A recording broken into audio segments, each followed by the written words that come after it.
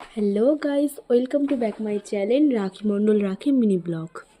তো আজকে সকালবেলা উঠে কী করলাম তা তোমাদের সাথে সম্পূর্ণ ভিডিওটা শেয়ার করব। চলো, আমি ঘুম থেকে উঠে প্রথমে চলে গেলাম ছাদে। তারপর আমি ছাদ থেকে নিচে নেমে এলাম। জেঠিমা আমাকে খাওয়ার জন্য ডাকছিল। জেঠিমা আমাকে খেতে দিল রুটি আর তরকারি, তার সাথে অব্র ভাইও আমার সাথে খাচ্ছিল। খাওয়া দাওয়ার পর আমরা চলে গেলাম জেঠুদের জমিতে।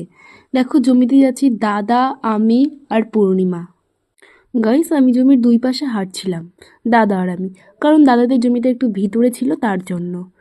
আর দেখছি ছোটো ছোটো পুচকোগুলো কি সুন্দর আমাদের সাথে যাচ্ছিল, কারণ তারা ছায়াতে যাচ্ছিলো যেহেতু রোদ লাগছিল তার জন্য। আর এদিকে কাকু আর কাকিমা পালং শাক কাটছিল।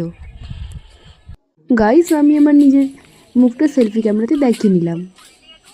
গাইস, এটা হলো ডালিমের গাছ। গাইস, জানো এখানে আলু চাষ করা আছে, আর পাশের জমিটা